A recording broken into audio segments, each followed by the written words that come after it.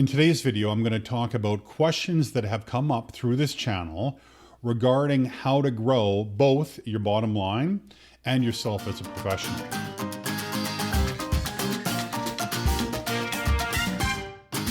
Hey everybody, welcome back to the channel.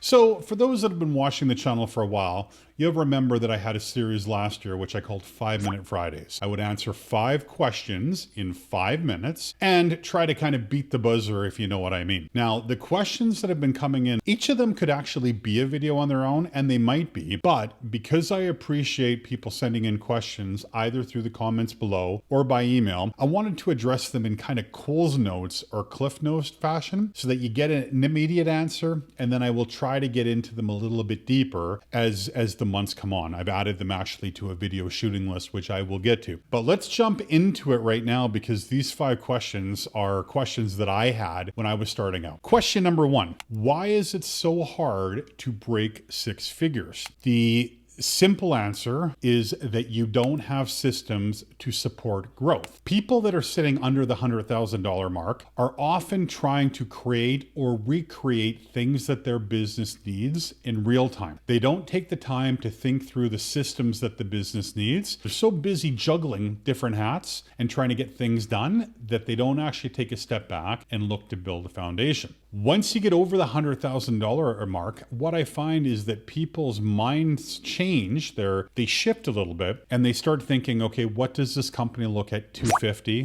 What does it look like at 500,000? And they start to invest a little bit of their time in building systems. By doing this, they create efficiencies, they can grow quicker, and they evolve as a business owner. So the reason why you're stuck under 100 grand is you are still trying to manage by fire rather than developing growth. And what I can say is the first $100,000 is the hardest. Getting from 100 to 500,000 takes about a fifth of the effort. 500 to $1 million takes about 10% of the effort that you put in it to get to 100 grand, and growth from there. It is the most unfair thing in the world because the bigger you get, the easier it is to get bigger and bigger and bigger because you're leveraging on the systems that you took the time to build. Question number 2, I feel like I keep on reinventing myself. How can I stop this evil pattern? Kind of to the point that we just talked about is you are probably taking ideas, throwing them to the wall and seeing if they stick. And if they stick a little bit, you chase them, they run out of gas, and then you look at them, you may have tapped that total pond, and then you have to go back and recreate. My recommendation to you is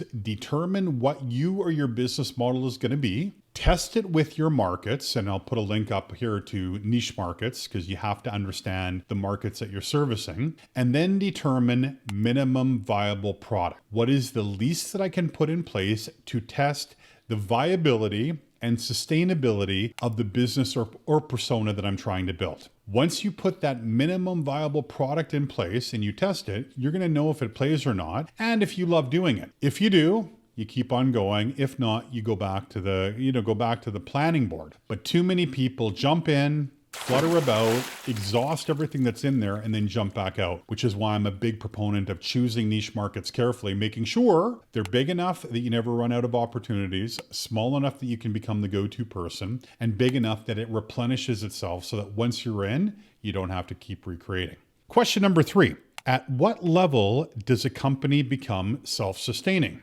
It's not at a level, but it's related to the investment that the owner puts into it becoming sustainable. So remember, there are 5 stages of business development. Visibility, people know you exist. Credibility, they know you're good at what you do. Profitability, they pay you.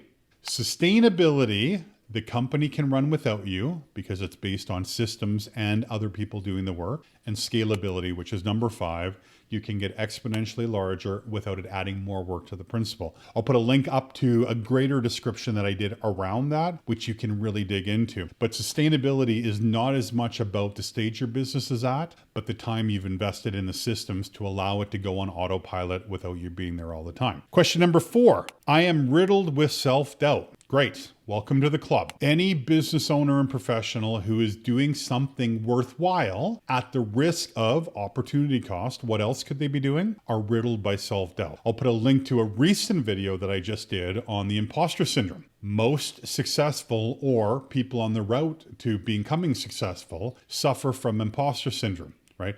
They're riddled with, to your point, self-doubt. Am I doing the right thing? Am I going to look like a jackass by doing this? What if I get it wrong? What if I lose money? What if I don't service the client properly? What if the client fires me? All of that. This is all a mind game. Any deficiencies that you have as a professional, you should be able to address and fix, or hire someone to do it on your behalf. But you getting in your head, continuing to feed the self-doubt is a killer. So what I would recommend, watch this video and then walk through the steps like I do to deal with that, but you are not alone.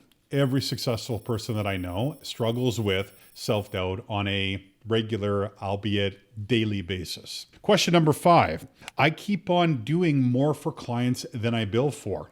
Simple answer, stop.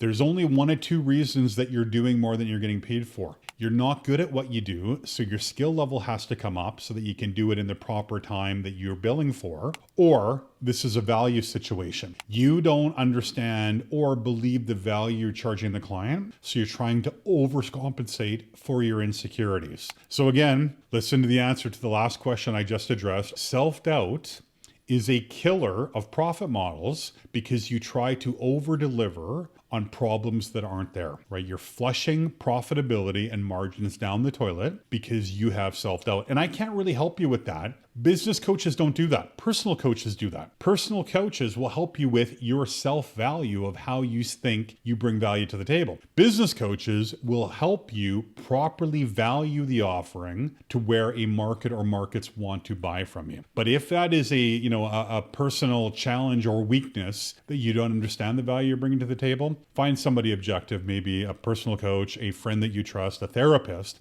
to walk through those pieces. But you should not be not making margins and be in business. It doesn't make any sense. Thank you for the questions. Those were great. And as I said, each of those could become one, although, the one about being riddled with self-doubt is kind of addressed in the video I recently did about that imposter syndrome. The challenges that these questions address are challenges that all business owners and professionals have. So you're not alone. Find the steps to work through them so that you can move past them. Thanks for watching. And remember, gladiators eat first, and they look at situations that are not serving them and swap them out for ones that are.